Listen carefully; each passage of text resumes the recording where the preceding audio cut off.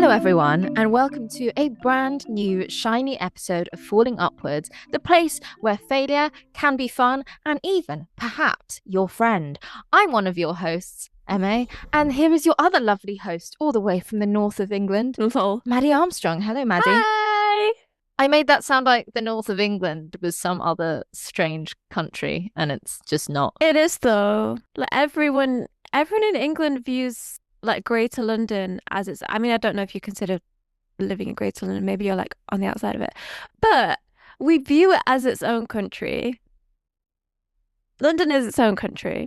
To be fair, I did have a friend once try to draw me a map of the UK, and he basically, because he's a out and out Londoner, and he drew London and then just he labelled everywhere else as everywhere else. Rude.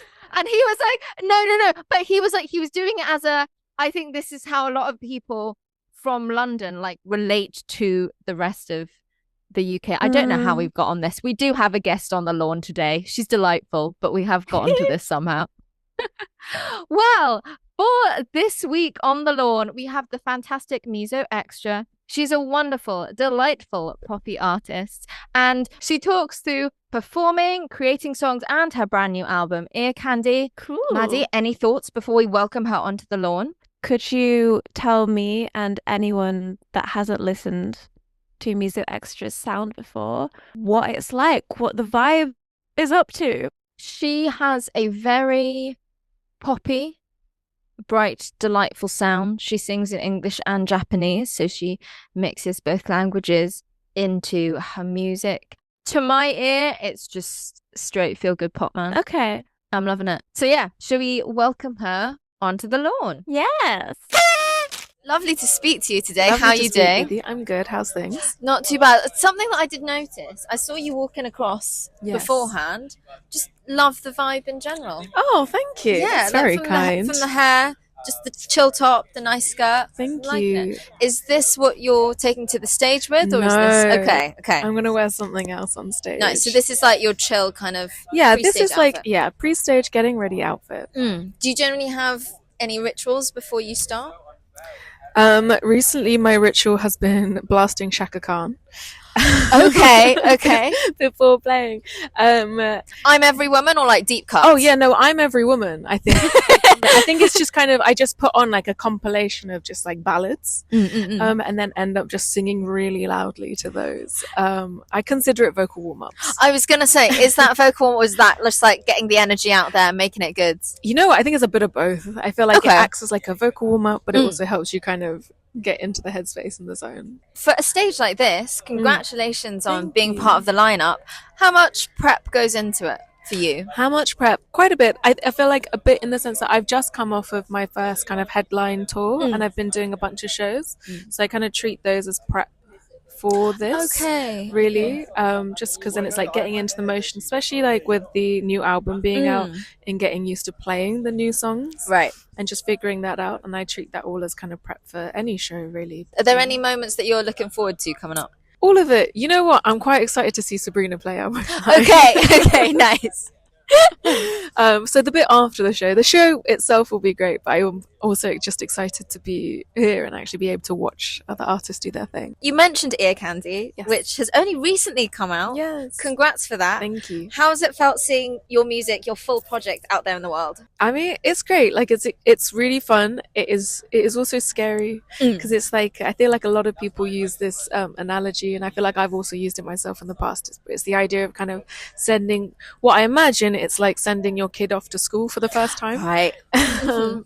Where it's like you're really excited for it, but you are kind of very still kind of in that protective phase of like, but I'm quite quietly excited, I think, is probably the best word. Has there anything been about the rollout that has been unexpected for you? Things that have popped up that you just never thought would? I mean, this is pretty mad. Okay. This is pretty wild. Are there any B-sides from the album that you feel have hit that you didn't expect to, like with fans, with listeners? Playboy and Done, I think, have done really well. Okay. Did you expect them to? You know what? I never expect any of them. I'm kind of pretty like, well, we'll just see what happens. But yeah, no, I'm glad that people are receptive to those. What's your favourite, mate? I'm an album girly, as you know, and I like to just put on a project from start to finish, like it's an opera, and just listen to it like that. What, every time? I mean, If I can, we yeah. all do the listen, the sit down, but to do that every single time? I'd like to if I can. But that's because it's like I love a project being like a whole journey. Yeah. I know some people aren't as bothered about that. Some people just are like, I want hit from hit to hit to hit to hit to hit to hit. I like to make my playlists journeys themselves, you know? So I will extract my favorites from the album, and then that'll go into the good stuff that I've got going on. Your good stuff playlists. I think I'm on 17 right now. And yeah, and I mean that they'll be bunched together. Like if I've just listened to an album, like Wolf Alice, I just listened to their latest album recently. So there's a bunch all together there, but it's mixed in with the other gems. I like with Earcandy that I think she's got a good balance between having those peaks, but it also feels like a full novel, like a chunky. So she's really thought about where stuff goes in the album. Yeah. That reminds me of you know, Junhee from Ace. His latest album, well, his like debut solo album, he assigned each song as a specific time of the day. It literally after each name of each song, it has like a 24-hour clock time. So Sugar is my favorite of that album, and I think that's like 6 p.m. You know, and every song it's like matched, and I just love that kind of artistry. Can you name a no skip album? In general, or just for me? Both. I say this purely as for the music. This isn't my approval or disapproval of the artist. Michael Jackson's Thriller. Okay. That album it's still so fresh. Like, damn. Do you know what I mean? Like, I can't tell you who. I don't know off the top of my head who produced it. Yeah. But whoever produced it must have been sitting there at the time being like, they're not just like great singles, just as a body of work. It's like, I don't know. There's a reason so many people, I think, say it's such a great. They were cooking in the 80s. Pop record. Yeah, it was just great. My mum used to, because I've always been a fussy eater. So my mum used to go, eat it, eat it, eat it, along to like, because of Beat It, to get me to eat. Didn't work, but that's amazing. I always think of that when I listen to that song. Can you imagine being around in the 80s and Beat It comes out? I do think that's one of the greatest songs of all time. You know? Right? Yeah. Going to like a diner, or did they still go to diners? And you know, and it's just playing, and you're on your cool cars and your big hair, you know, and your jeans. What a vibe. 3 no skip albums for me would be Reputation by Taylor Swift. Interesting. Eternal Sunshine by Ariana Grande. Okay.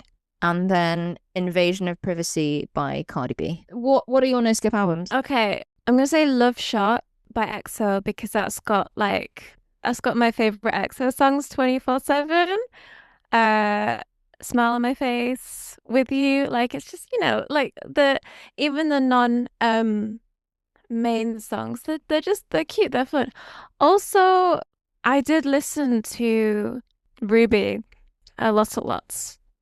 And then one of my indie favorites, I don't want to say the name on the pod because I'm a wuss and I don't want to use a bad word.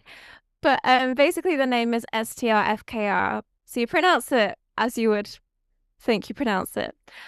Parallel Realms and Future Past Life are just incredible. Like I have top 3 indie bands: Ghost Soul, STRFKR, and currently Private Island that I mentioned before. But these guys have a sound. They have a sound. But every song is like, it's new. It's, you know, even though you could hear a song of theirs, it's like, that is definitely them. Still, all their stuff sounds different. And that is absolutely artistry to me. Also, Manic by Halsey for me, Here by Alicia Keys, and because it's almost Florence week. How big, how bold, how beautiful by Florence and the Machine. Also, I was talking to a friend the other day where we're both Florence fans, and I was like, peak. I have to touch on the Misoverse as well, because you've talked about your love of anime. Can we start with, what are your favorite anime right now? What are you loving? My favorite right now, I think is it Oshinoko? I think that my one's gosh. amazing. Loving that one. I do kind of like throwbacks, but I always do dip into a bit of Detective Conan. Wow, okay. I love that one. Yeah. I like absolutely obsessed. I do love My Cat is Depressed Again Today. That's really good. Okay. Have you ever seen that one? No. And that's about, I feel like it's every cat woman's dream, is where this woman, a single woman who has a cat, the cat becomes human-sized and is also then capable of doing her washing and cooking. It's brilliant. That sounds amazing. It's great. I love it. That's good. Spy Family's a vibe. I don't know, like there's quite a few. Oh, to be fair, like it's not anime, but I've been loving Hotspot recently. That's really good. That's on Netflix. Okay, good selection. That's quite eclectic. It feels like you kind of jump between probably different genres. Yeah, I feel like I just love any animation as a whole. Amazing. I love that so much. Manga always have so much fun titles, don't they? I woke up one day and turned into a dolphin, and this is my life now. Like, I bet there's a really similar manga title to that. One that I have loved recently is Reincarnated into a Vending Machine. Absolutely love it. That sounds so fun. I love it so much. It's so weird and actually mildly educational, because they take you through different vending machines that have existed in history. I know this sounds like the weirdest show, but I love it so much. Like, I didn't realize that there have been vending machines for women's hygiene products. Like, I'm not talking about like little ones in, the women's bathrooms. I'm talking about big proper ones, like the ones that you'd see for Lucozade. Oh. Didn't realize there had been ones like that Yeah, I've never seen that. That had existed. I have learned so much about vending machines through watching this show. That is so fun. That's like me with cells at work. I learned more about cells. Educational. It's so good. So we love that she loves that. How did that then come into you crafting the Misoverse and all your different kind of ideas there? I think I think it's the idea of having like this kind of alternate creative universe in which you can kind of just refer to when people are asking about what your references are, or kind of like what your genre is. And it just helps to kind of, because I feel like my creativity it spans beyond just music, and I feel like I like to have creative input across a lot of different things. And so I think giving it the term the Misoverse I think helps to kind of better explain what's going on with my creative output. Hence the Misoverse. And I feel like you see that a lot in kind of anime and game as well, like this idea of it being like an alternate reality, or the idea of even kind of having like a name for your like mind palace, like this kind of place that you can go to and other people can kind of dip in and out of. When you're crafting a song, then does that, how much do all these different elements tie together for you? Would you start with like an image in your head? I'm quite visual, weirdly, despite making music. I'm quite a visual person. I mean, it's always different. It depends. Sometimes I have like a concept. Sometimes I'll have seen something and thought, okay, I want to make a song about this. Or sometimes I'll be writing the song and then I see the visual of what the song could look like later on. So it does vary. I feel like it's I don't know, there's no one way. Probably. Something you've spoken about before as well is you have such a diverse background from Hong Kong, from Japan as well. How much has that, bar the obvious of course, how much has that really influenced you? How much do you reach back to that now, and how do you see that still shaping your art today?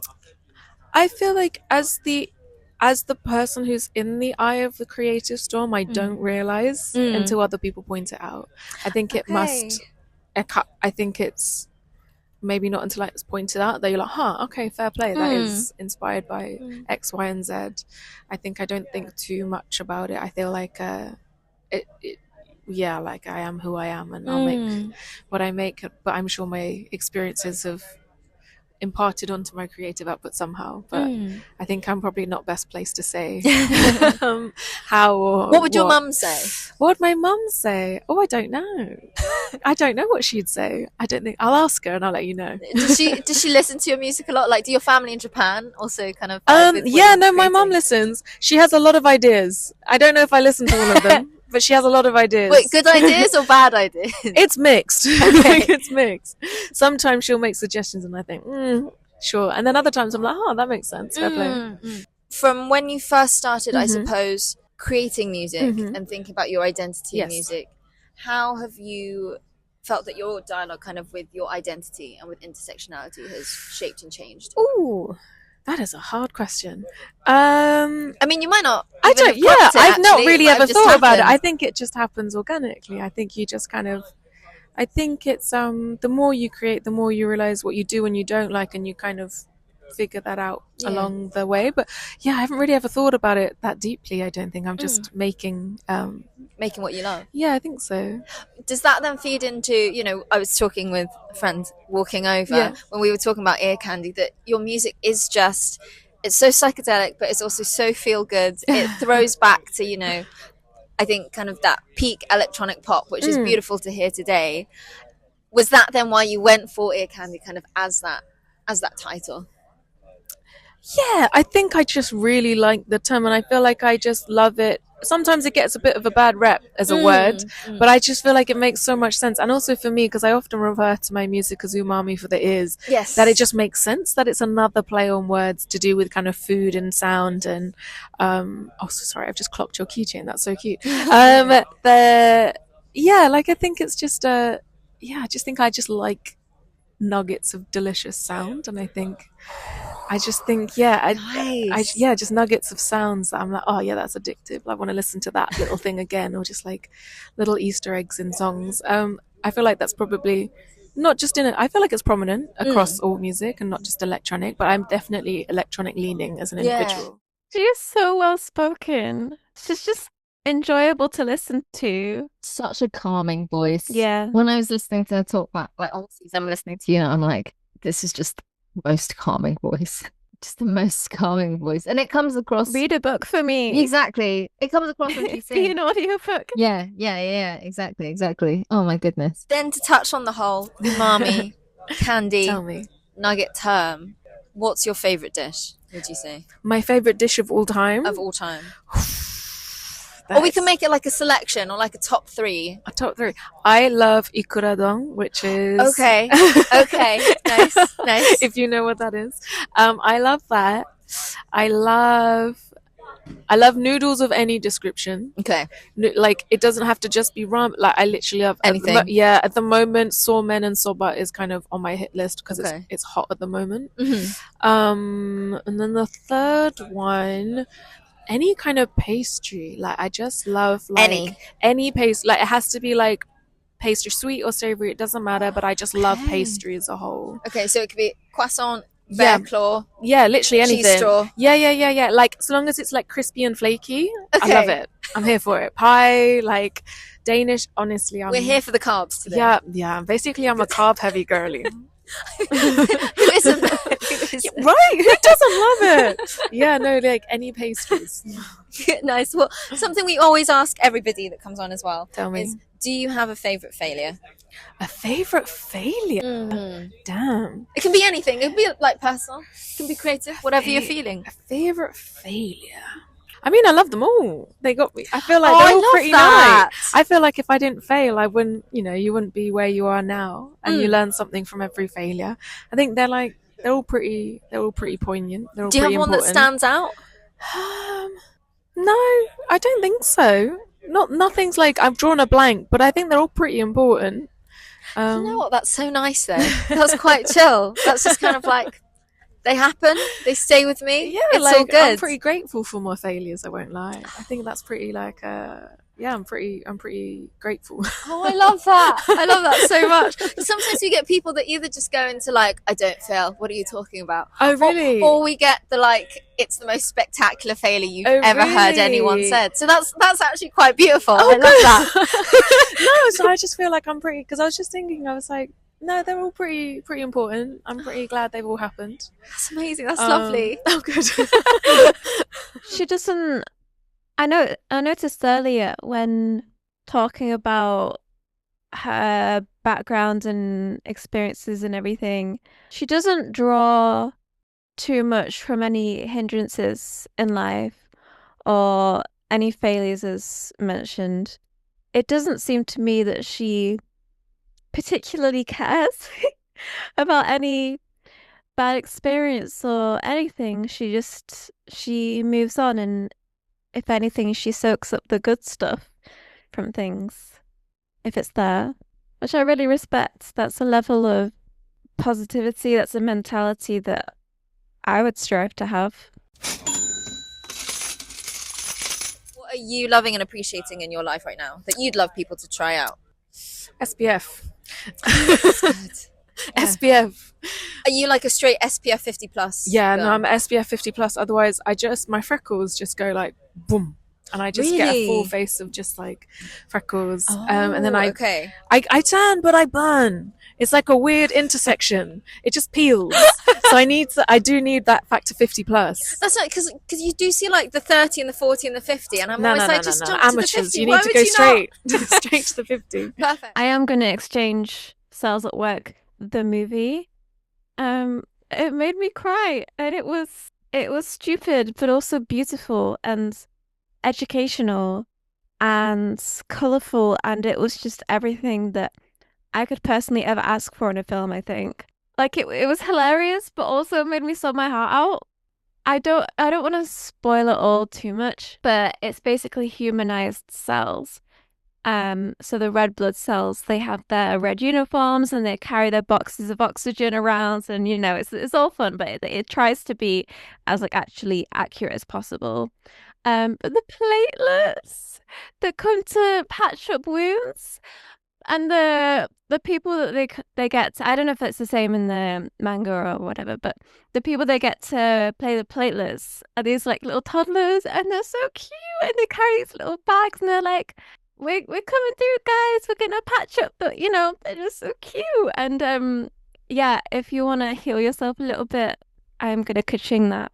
Can I then add to that ka-ching to also check out Cells at Work, the anime, and Cells at Work, the manga, because it's all great. Like, it is genuinely, when you texted me being like, I've just watched Cells at Work and I loved it, I was like, I know what you're talking about. It's just great. Which is better? Which is the best medium? I'm a reader first and foremost. Okay. So I like that the best because I can just spend time and marinate each panel over. But it's great. And it's like we were talking about with the vending machine, it's educational and heartwarming. Yeah. And just lovely. And it makes you think about like purpose and how we work with one another, and it's very sweet. What sign-off message would you like to leave everyone with? Say thank you, I guess. Like in general? Yeah, just say thank you to people and just be grateful. I feel like that's a big one. Say thank you. Yeah, I feel like in your everyday life. Yeah, or just like be grateful, or like carry gratitude, I think. I feel like that's like a big one. Amazing. Well, Miso Extra, thank you so much for sitting and chatting with me. Thank you. That was so lovely. Oh, I had a great time. Yeah. Thank you. Okay, so I found this on Twitter, which, as we all know, is the oracle of correct information. But supposedly this is a very old Chinese proverb. Oh, nice. Which I thought I would share. A crooked tree lives its own life, but a straight tree is turned into wood / planks. Oh. Now I did read into this. And apparently the original text has its own interpretation right surrounding the culture, but in the way we typically interpret that as about embracing individuality. So with that, do what you will. Maddie, that's beautiful. Thank you. I'm full of renewed joy after hearing that. I feel like that's something Miso Extra would appreciate as well. Oh, I'm glad. That's the kind of proverb she'd like. Do you not think? With her zen-ness and positivity. I hope when she listens, she enjoys this. Yeah. I can't top that. Not that it's a competition. Yes, it is. No, I'm joking. I will leave you with just read. Enjoy reading. I feel like we don't read enough. Just as people. I feel like we're all when people are like reading in any way these days, it's just stuff on social media. They're not just sitting down and allowing themselves to just like marinate a good book. Yeah, I was thinking more space AU K-pop fanfic, but yeah, same thing. But any kind of no, but it is though. It's just reading for enjoyment and to like soak in the words and to spend time in the words, not just like I'm gonna read a tweet. Like reading a tweet doesn't count. No, but if you're marinating the words in the tweet, is that not the same thing? What about a think piece in a YouTube comment? I'll be honest, this is a lot for my brain on a Wednesday.